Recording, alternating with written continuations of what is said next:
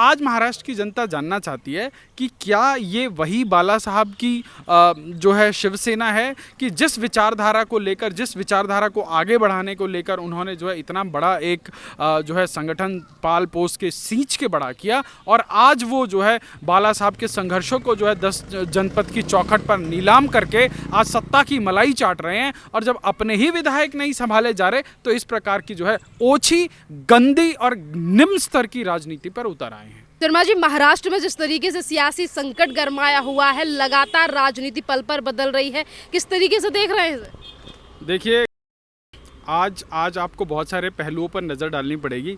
11 बजे के आसपास जो है संजय राउत का एक बयान आया कि जो है अब जो है धैर्य की परीक्षा ना ली जाए और वगैरह वगैरह वगैरह, और उसके 40 मिनट के बाद तथाकथित शिवसेना के कार्यकर्ता, या भगवान जाने उसमें कौन कौन है कौन कौन नहीं है, और जो उन लोगों ने गुंडागर्दी का जो वहाँ पे तांडव मचाया है वो पूरे देश ने देखा है। अब आप सोचिए आज ये डेमोक्रेसी किस तरफ जा रही है, और ये समूचा विपक्ष इस देश को क्या देना चाहता है। पश्चिम बंगाल में चले जाइए, तृणमूल के अलावा वहाँ किसी को सांस लेने की आज़ादी नहीं है। महाराष्ट्र में चले जाइए, शिवसेना के अलावा वहाँ किसी को सांस, मतलब ये जो लूट का महावसूली अगाड़ी की जो सरकार है, उसके अलावा वहाँ कोई दूसरी विचारधारा वाला चैन से जी नहीं सकता। आपको वो वक्त याद होगा, अभी लगभग साल भर पहले एक नेवी के रिटायर्ड ऑफिसर ने फेसबुक पे कुछ लिखा था, तो कैसे इन शिवसेना के गुंडों ने उनको जाके ब्लैक एंड ब्लू पीटा था। अब आप सोचिए अगर इसी प्रकार की हिंसात्मक राजनीति दूसरी तरफ से भी होने लग जाए तो फिर ये क्या होगा।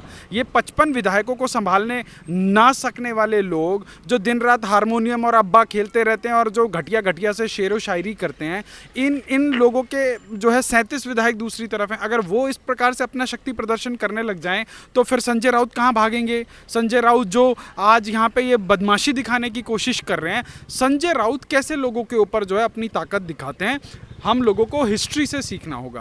कि कुछ दिन पहले कंगना रनौत के ऊपर जो है उन्होंने शक्ति प्रदर्शन किया। जैसे कंगना रनौत ने कुछ बोला, उन्होंने जो है वहाँ पर बुलडोज़र बीएमसी का उनके घर पहुँचा दिया।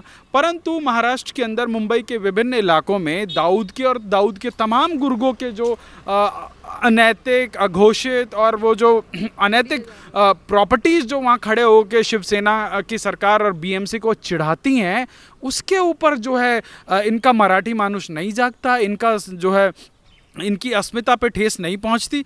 तो ये कहीं ना कहीं आज महाराष्ट्र की जनता के बीच में एक्सपोज हो रहे हैं, क्योंकि नाम है शिवसेना और काम हो रहे हैं औरंगजेब की सेना के, काम हो रहे हैं सोनिया सेना के। तो आज महाराष्ट्र की जनता जानना चाहती है कि क्या ये वही बाला साहब की जो है शिवसेना है कि जिस विचारधारा को लेकर, जिस विचारधारा को आगे बढ़ाने को लेकर उन्होंने जो है इतना बड़ा एक जो है संगठन पाल पोस के सींच के बड़ा किया, और आज वो जो है बाला साहब के संघर्षों को जो है 10 जनपद की चौखट पर नीलाम करके आज सत्ता की मलाई चाट रहे हैं, और जब अपने ही विधायक नहीं संभाले जा रहे तो इस प्रकार की जो है ओछी, गंदी और निम्न स्तर की राजनीति पर उतर आए हैं। जिस तरीके से तमाम चीज़ें महाराष्ट्र में देखी जा रही हैं, एकनाथ शिंदे ने अपनी नई पार्टी का ऐलान कर दिया है, शिवसेना बाला साहिब। वहीं बार बार पर शिवसेना की तरफ से कहा जा रहा है कि ये किया कराया है भारतीय जनता पार्टी का। देखिए, मुझे एक चीज़ समझ नहीं आती कि कोई आदमी सत्ता के लिए अपनी विचारधारा को कितना जो है कॉम्प्रोमाइज़ कर सकता है। अब आप सोचिए, गांधी परिवार के तमाम लोगों का जन्मदिवस, पुण्यतिथि और वगैरह वगैरह आते हैं तो जो है बाकायदा फ़ोटो डालते हैं हमारे उद्धव साहब ठाकरे जी ट्विटर के ऊपर, और मतलब जिस कांग्रेस के शहजादे को ये अपने सामना में पप्पू बोलते थे, आज उसी का चप्पू चला रहे हैं, उन्हीं की नाव में बैठे हैं और कह रहे हैं सोनिया सेना जिंदाबाद, सोनिया माता जिंदाबाद।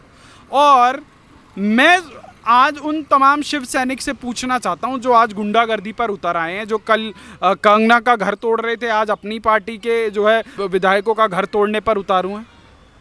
सोनिया गांधी, राहुल गांधी, प्रियंका वाड्रा, इन तीनों में से किसी ने या किसी कांग्रेसी नेता ने स्वर्गीय बाला साहब ठाकरे के जन्मदिवस पर या उनकी पुण्यतिथि पर कोई संदेश डाला क्या? कहीं डाला?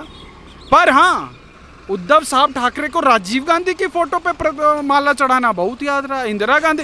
देखिए, जब आप वैसे तो बहुत मराठी मानुस, मराठी अस्मिता, जय महाराष्ट्र करते हो, पर जब बाला साहब के संघर्षों की बारी आती है तब आप मौन हो जाते हो।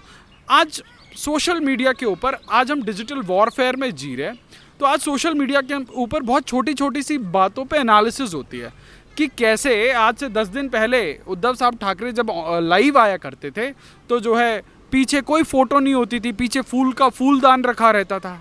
पर अचानक से जैसे ही 37 विधायकों की अंतरात्मा जागी, पीछे छत्रपति शिवाजी महाराज की भी प्रतिमा आ गई, पीछे स्वर्गीय बाला साहब ठाकरे की फोटो भी आ गई और पीछे भगवा झंडा भी आ गया।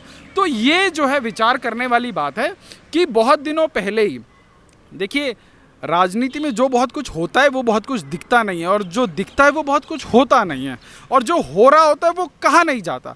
तो आज इस पूरे के पूरे एपिसोड का जो है असली, जिसे कहते हैं ना, जिसने सबसे ज़्यादा एंजॉय किया इस 2.5 साल की सरकार में, वो कौन है? वो है शरद पवार।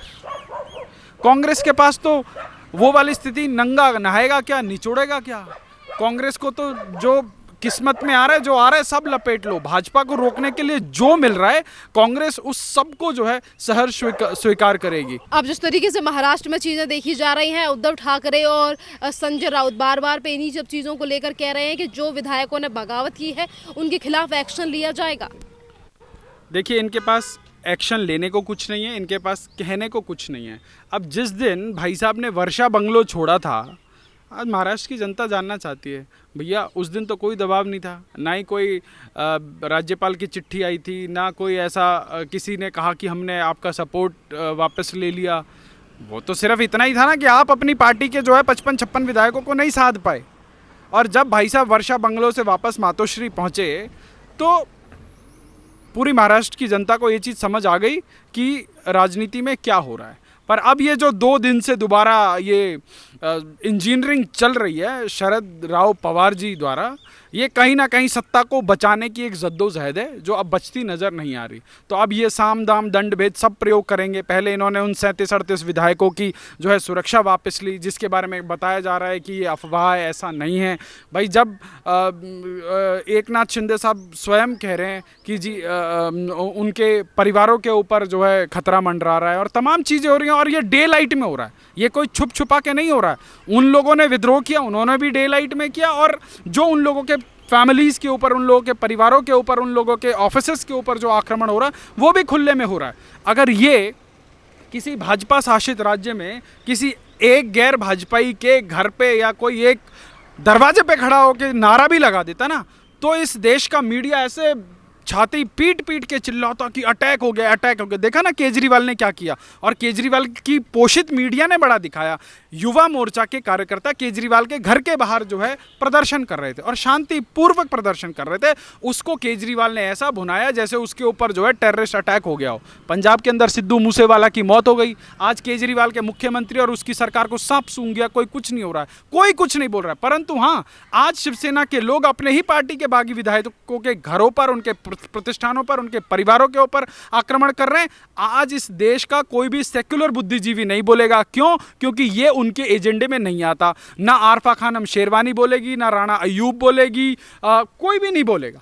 तो ये जो आज राजनीति, देश की राजनीति में एक नया ट्रेंड सेट करने की कोशिश की जा रही है कि अगर आप भाजपा को वोट की राजनीति में नहीं हरा सकते, भाजपा को बैलेट की राजनीति में नहीं हरा सकते, तो आप उसको चोट कीजिए। आज देखिए अग्निपथ के नाम पर देश को जलाने वाला कौन? कांग्रेस पार्टी। आज इस देश के अंदर जो है किसानों को भड़काकर सड़कों पर जो है 1-1 साल तक बिठाने वाला कौन? कांग्रेस पार्टी और उसका ये समूचा विपक्ष। और उसके बाद ये उससे पॉलिटिकल माइलेज लेने की कोशिश करते हैं, परंतु जनता इनको दोबारा चुनावों में जो है ठेंगा दिखा देती है। उसके बाद भी ये अपनी सत्ता की लालसा के चक्कर में देश को जो है आग में झोंकने से गुरेज नहीं कर रहे।